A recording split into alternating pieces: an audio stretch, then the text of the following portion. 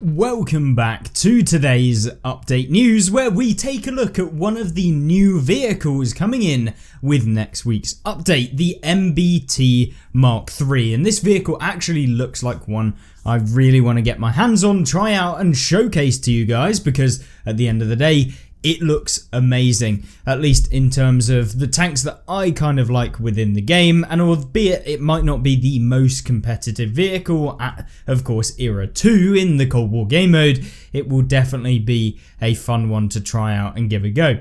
So with that being said, it is a kind of medium tank style within the Cold War game mode. It is, of course, a premium vehicle that you have to pick up for an inordinate amount of gold, 15,400 gold, which is crazy to begin with. And then, of course, you've got 13,250 for the middle bundle, and the base bundle is 11,400 gold with no discount. So a pretty expensive vehicle, probably going to set you back about 30 to 40 pounds or 40 to 50 dollars, somewhere in that region, dependent on, of course, where you're located in the world. It might be different in your own currency, like I guess money per vehicle, if you get what I mean. But either way, if we were to look at the MBT Mark III, what does it actually feature? Well, this is a somewhat British tank design and comes in for the Western Alliance, I believe.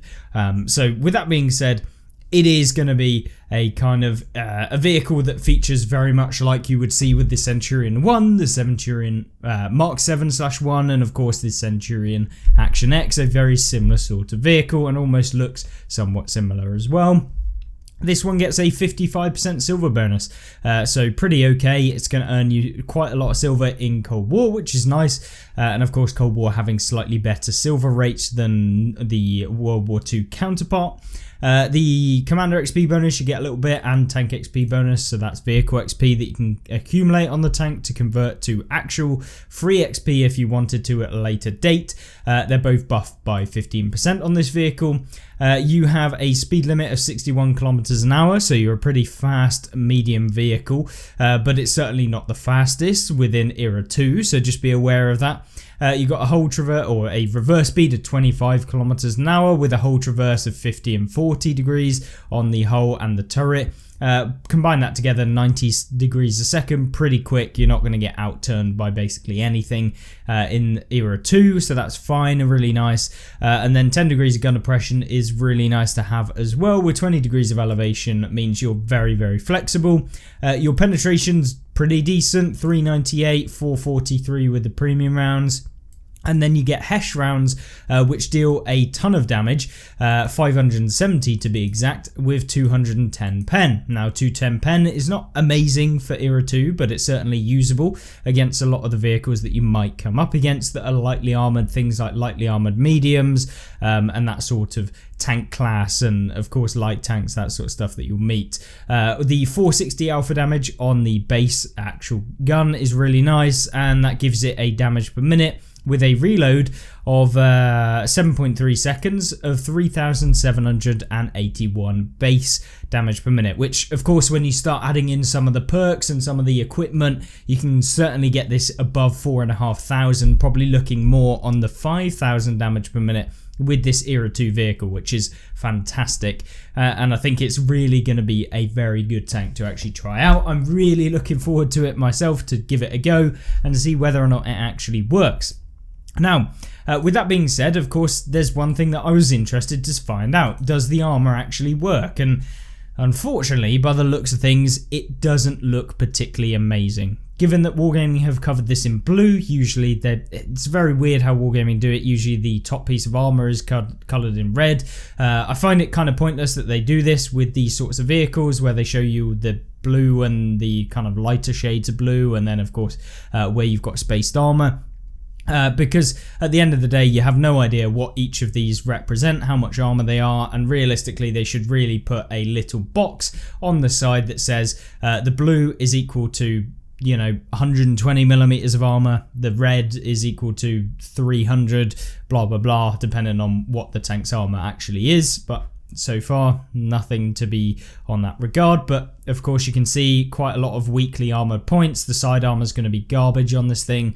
You don't really get a huge amount of space on the side. There is a small plate that you can see right here, which will act as your spaced armor, but it looks to be quite thin, so it's nothing going to be major, and because the armor's so weak behind it, it's going to get penned either way, so just be aware of that. Heat rounds will potentially be absorbed by these, but yeah, just be aware that this tank probably won't have the best armor in the game. And of course, then you've got to weigh it up against the price. 11,400 gold is a very expensive vehicle, and considering how expensive it is to pick up 11,000 gold, like I said, is probably in the region of about 30 to 40 pounds to pick this one up, which I don't think is particularly worth it for pretty much any sort of vehicle when it comes to a game, in just literally having one vehicle in the game.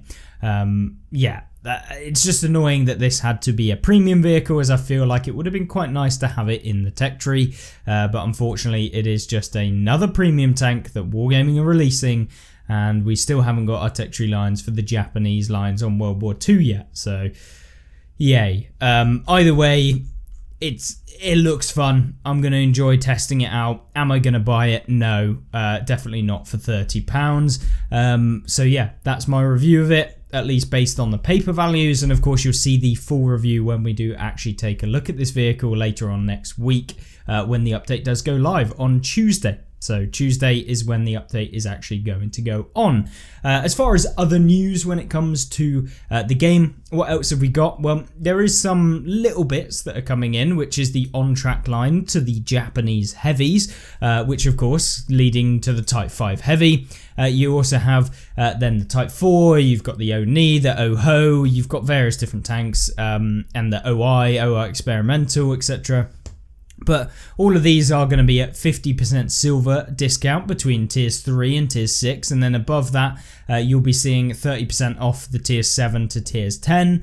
So if you want to pick any of them up, if you want to go back and play any of them, it's a great time to pick them up for silver. And of course you will still have to pay for the modules on each of them if you've sold them already and picking them up again. But yeah, good time to actually grind through.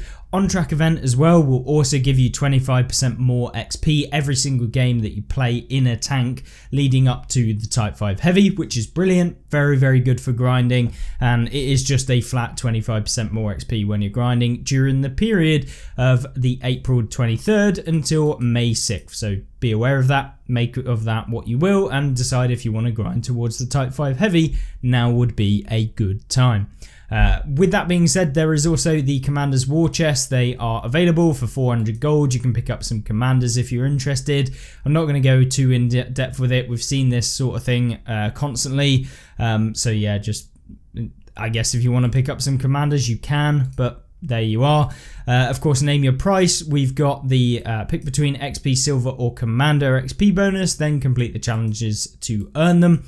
So if you dealt 1,000 or more damage, assisted in 300 or more damage, and damaged 3 enemies and win, you'll be able to pick up XP Silver or Commander XP with a bonus. So the multiplier will be dependent on how many completions you've done. And yeah, it will be good for you to earn a bit more silver. So I will be using the silver one when I select it. And I would suggest that most people will probably be picking XP or silver, with very few people picking the Commander XP. And then we've got Golden Week. So spin the tank wheel and get awesome prizes in the game. Created specifically for Golden Week 2024, there are 2 versions of the wheel, the silver wheel and the golden wheel. The rewards vary depending on the version of the wheel you spin, so every golden or silver ticket you get will give you a chance to spin its respective wheel and win in-game prizes. Log into the companion website and select the version of the wheel you want to spin. So this is on a third party, well, not a third party, it's not within the actual game, which is really annoying because it should be in the actual game. But unfortunately that's not the case, which is frustrating to say the least. But yeah, you'll have to actually log into the website on World of Tanks console, or at least World of Tanks Modern Armour as it's now called. In the if you just type it online and type in Golden Week, you should come up pretty quickly, and then you can just spin the wheel and you can claim your reward. And you will have 24 hours to collect your reward in the game once you've spun your chosen wheel. So make sure that you do jump back into the game once you've spun it to be able to actually get whatever it was that you got. So there are earned by logging into the companion website for the first time. That will give you 1 golden ticket by the looks of things. Logging into the companion website on certain Golden Week celebration days. So you'll be able to log in on certain days, which will be made available, I'm assuming, in terms of when they actually are in particular. Or you can get them from hunting down bonus codes on the website, articles and social media. So you can get them for free as part of just going on their social media, etc. Or you can get them in-game by winning 7 battles and earn 200 or more XP in a battle for the win to actually count. So you have to actually participate basically in 7 winning battles. And you can also get one by playing 100 battles where you earn 200 or more XP in a battle for it to count. So with all that being said, you can pick up loads of different golden tickets and they will give you good rewards. Silver tickets are earned by logging into the companion website on all days except from the golden days, if that makes sense. So when there aren't golden tickets available for everyone on each of the days, you'll be able to pick up silver ones instead. And logging into the companion website on certain Golden Week celebration days, that seems to be a repeat. And then hunting down bonus codes on our website, articles and social media as with the previous. And then you can get them by completing the following challenges. So 25 battles per day, which for a silver ticket, which from memory last year, they gave you basically nothing but a couple thousand silver, having to play 25 battles to pick one up. Yeah, I don't even know. Seems like a completely pointless thing and a very, it would probably be better off not going to the website and just playing a game, because it would probably take you that long to go on the website, log in, use your silver ticket to get 5k silver when you could have just played a game and got 400k silver by actually just playing the game. Yeah, that's why they should just have it in the game. And unfortunately Wargaming just don't seem to ever want to do anything like that recently. It is just becoming very apparent that there is just premium tanks after premium tanks, which is very disappointing, and very little in the way of actual development when it comes to anything that we have in the UI or just things to add to the game that aren't just what we've already got kind of mashed up and spit back at us as different new content, which is frustrating, and it would be good to actually get some good stuff into the into our tabs at the top of the game, where you have an event tab and you can actually access events in the actual game, because I can guarantee 90% of players who play the game are probably never going to go on the website anyway, so it seems a little bit pointless in even doing it in the first place. But that's just my take. So yeah, as for this, is it actually worth doing? I mean, I did it every day, and having got the rewards that I got, probably not worth it. If you pick up a premium tank from the golden tickets, which I believe they were available last year, maybe it's worth it. But yeah, just make of that what you will. If you end up with a premium tank, great, but most people probably aren't going to get one. And you'll have wasted a load of time getting some pretty shoddy rewards for doing so. But of course, we haven't actually seen what the rewards actually are yet, so maybe they're better than the previous years, which might make it worth it. So just be aware, the rewards might actually be worth it, but they haven't actually listed what they're going to be. Of course, that's not it. There's the Vickers MBT3, which is available as well, and that comes with the Western Alliance 02 medium, as we said. And then, of course, Live Oaks, as decided by the community in the Discord poll from last week, the weighting of Live Oaks will be reduced on Tuesday, so you won't see it as much in the game. Usually when they first release a map in the game, they'll release it with an increased frequency, so people see the map more, test it out, learn the map a little bit quicker, and so then they drop it back to the normal rate so people can, you know, play more maps and a more varied amount of maps in the game, which I think is a good way of doing it. I'm not against it, and yeah, obviously people decided that they'd had enough of playing Live Oaks as much, and of course did that on the Discord. So make sure that you are in the World of Tanks console Discord, and make sure that you are voting on some of the stuff that enters the game, as your vote is the most important, because you play the game, as does all of us who probably watching this video, or at least interested in this game as a whole. So with that being said, there is Twitch drops. So the first beta went very well. To be sure, everything is working as it should. We are working with the community contributor program to do another test next week. Watch for 15 minutes on any participating channel between the 23rd and 24th. And receive 5 1.25 times silver boosters. The participating channels list will be available here, which is here somewhere. Which streams do I have to get? So here it is. We've got Zactual, Pills, Zivorus, Army Guy, Petty, Gunny Dre, Sinistra, One, Vishor, and Goliath Games, and the World of Tanks Modern Armor, the official page. So you can do that. That is not including me. Maybe I will enlist, but as of right now, time is very, very short. Hence why I haven't been doing very many live streams. But hopefully you can appreciate that. We are hoping to do more of them and try and free up some time in the coming months. So hopefully we can get back on the Twitch streams and stuff, because I have seen some people asking about it. Yes, they will be coming back, and of course the YouTube streams, etc.